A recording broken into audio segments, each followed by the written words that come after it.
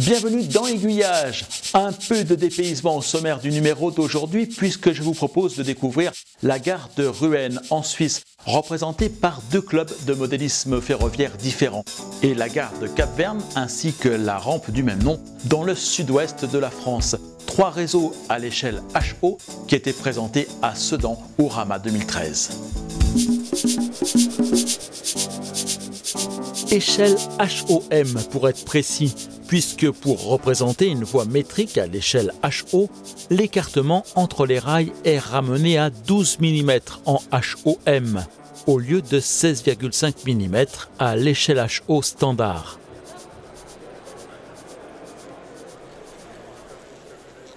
Et bien sûr, lorsque l'on parle de train suisse, les inimitables locomotives crocodiles ne sont jamais bien loin.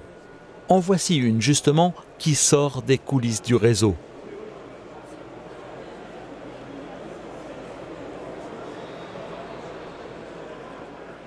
C'est Gaëlle qui a pris les commandes du réseau. Elle est membre de l'association de modélisme ferroviaire de la Mayenne qui exposait à Sedan. On est 35 membres à peu près et donc on se réunit toutes les semaines pour construire un grand réseau. On reconstruit le dépôt vapeur de Laval dans les années 60. Voilà. Et on a aussi d'autres représentations, on sort souvent en expo toute la France. L'association de modélisme ferroviaire de la Mayenne dispose notamment de deux réseaux suisses, celui-ci et un autre représentant la gare de Münster dans le Valais suisse. Les deux sont une création de l'un des membres du club qui s'est passionné pour les chemins de fer helvétiques après avoir séjourné en Suisse.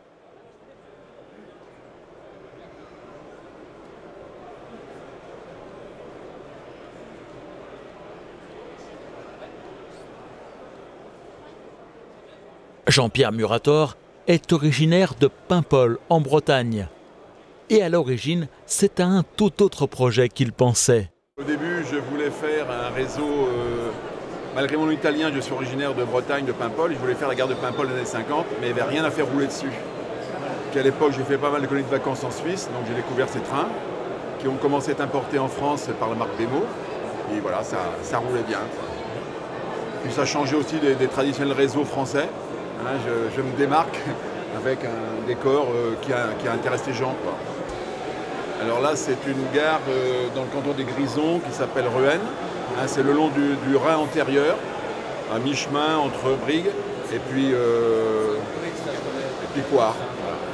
Qu'est-ce qu'on nous va circuler sur cette Alors ça dépend de l'époque. Hein. L'époque que j'ai choisi moi, c'est-à-dire fin 98, début 2000. Il y a essentiellement des glaciers express. Des trains régionaux rouges, donc qui s'arrêtent dans toutes les gares. Et puis il y a encore à Ruhen un fort trafic de bois, transport de bois. C'est essentiellement ça. Entre 95 et 98, il y avait des trains de desserte de marchandises. C'est-à-dire qu'il y avait un train de marchandises qui s'arrêtait avec un locotracteur qui se débranchait, qui distribuait les wagons sur les voies de service. Mais maintenant, ça n'existe plus, là.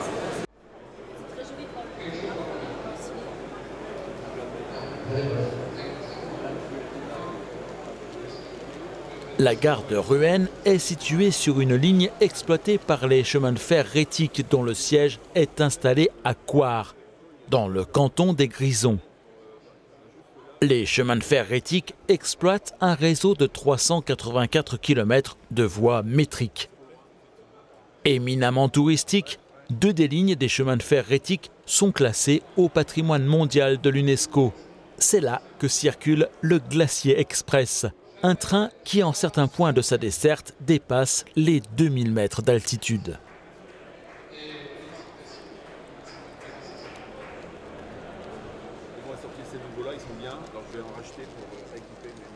La BE 501, l'une des dernières acquisitions de Jean-Pierre, un modèle de chez Bemo.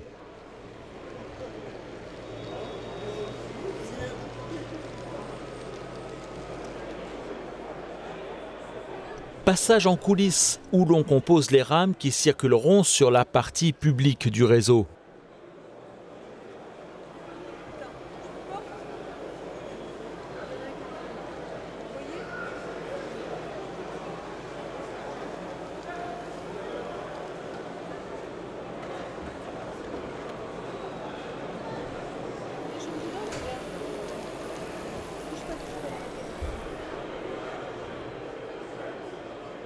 Et puis, le Glacier Express. Il circule entre Zermatt et Davos ou Saint-Maurice. Mais vu les conditions rencontrées sur le parcours de ce train, il n'a d'express que le nom, car il lui faut près de 7 heures pour franchir les quelques 91 tunnels et 291 ponts qui jalonnent son chemin.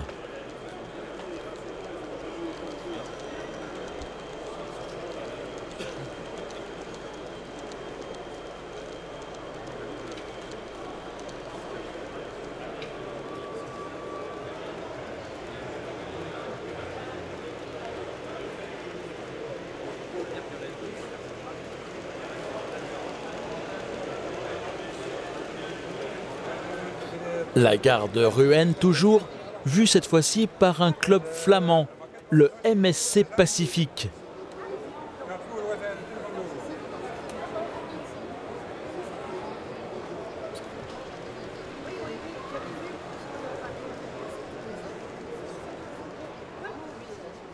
Les crocodiles sont au rendez-vous et Chris Van Ecke aux commandes. C'est le réseau de mon mari et moi. Mon mari est décédé, c'est 2 ans, et ça c'est mon fils. D'accord.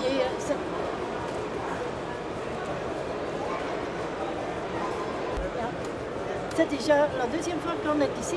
Ouais. Mais la première fois, le réseau est justement jusqu'à la fin de la gare, et c'est fini. D'accord. Et alors on a donc... c'est pas compliqué, mais on doit toujours prendre attention.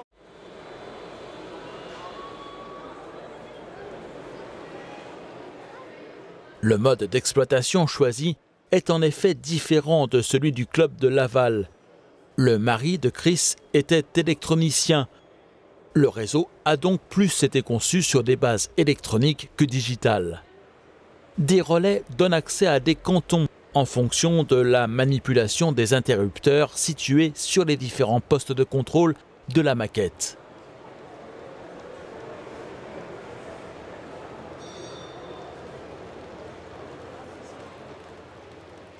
Les coulisses du réseau. Une hélicoïde. À l'origine, l'idée était de construire une nouvelle extension à cette maquette. Mais le décès de son concepteur a brutalement mis un terme à ce projet. Chris et son fils ont décidé de continuer à le présenter en exposition en l'état au sein du MSC Pacifique. Un club de modélisme ferroviaire basé à Verviers en Belgique, non loin de la frontière française, de Lille et de Tourcoing en particulier.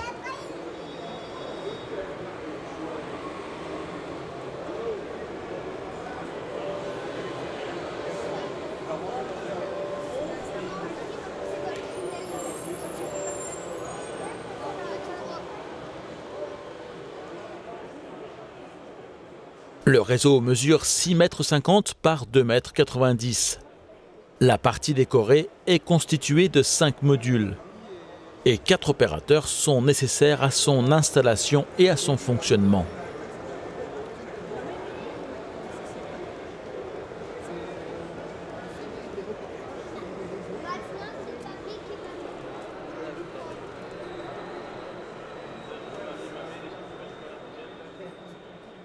L'échelle est comme pour le club de Laval, le HOM.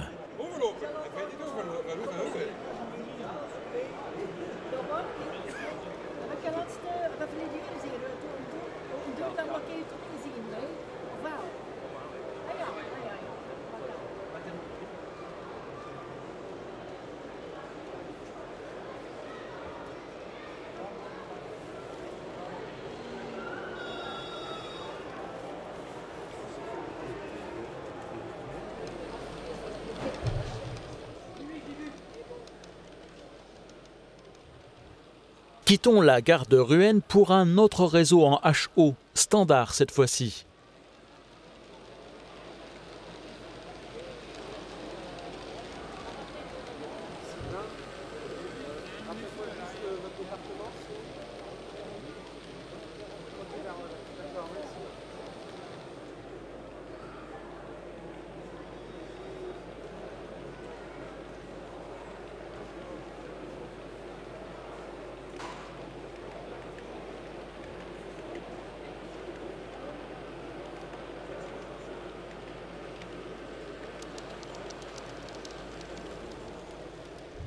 Nous nous transportons dans le sud-ouest de la France pour découvrir la rampe et la gare de Cap-Verne. Une réalisation de l'association montréjolaise de radiomodélisme, un club multidisciplinaire basé à Montrégeau, en Haute-Garonne.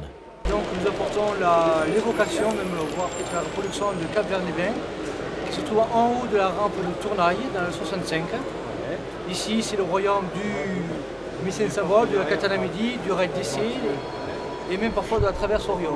Nous voyons passer des rames pèlerins, avant même des trains de gaz qui venaient de Lac, dans 64. Nous aussi, c'est aussi le royaume de la Pousse Atelier, non Atelier depuis Tournaille, voire depuis Tarbes. Et donc, voilà, ici, nous sommes donc en haut de la rampe de 33 pour 1000. C'est le sommet avant la redescente après Lannemezan en direction de Toulouse.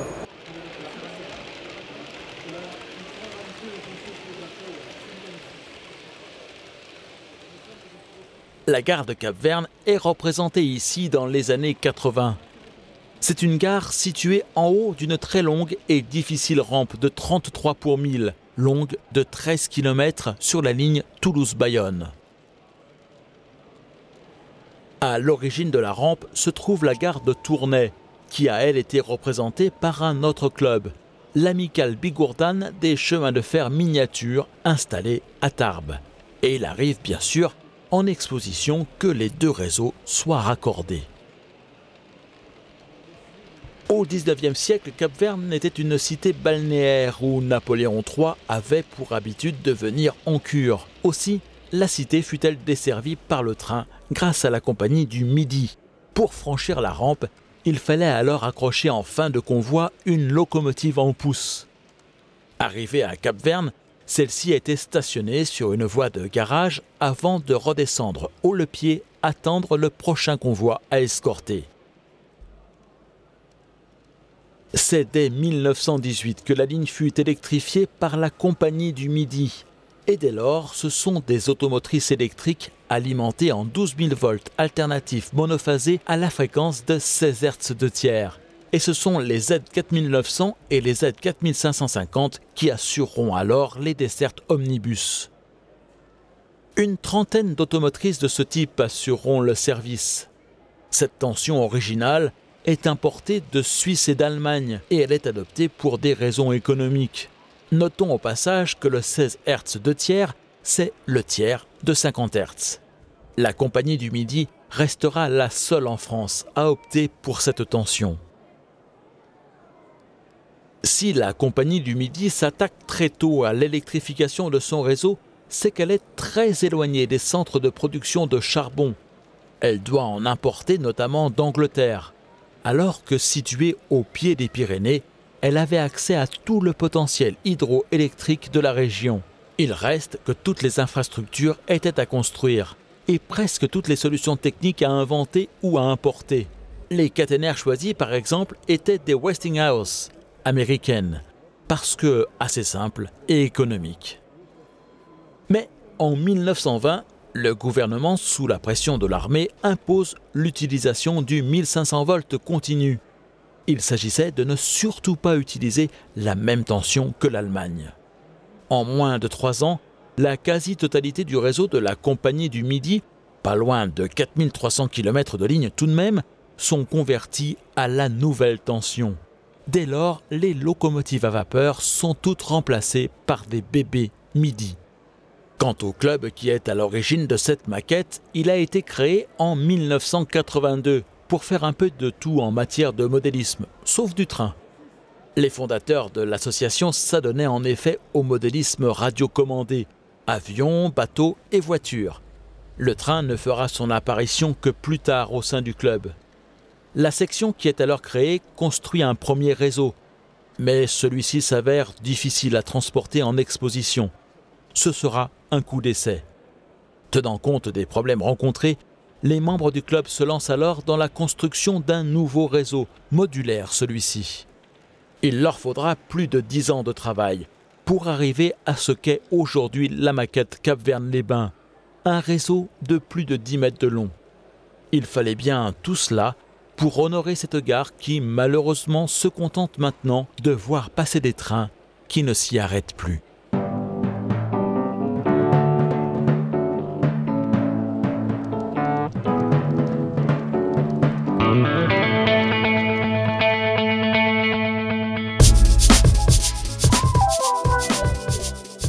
Historail, la semaine prochaine dans Aiguillage. C'est un musée situé en Haute-Vienne, dans le Limousin, à Saint-Léonard-de-Noblat, où l'on trouve à la fois du train réel et du modélisme ferroviaire. En attendant, vous pouvez vous abonner à la newsletter d'Aiguillage. Elle est disponible sur le site www.aiguillage.eu. Vous abonner à la chaîne YouTube d'Aiguillage ou faire aimer et partager sa page Facebook.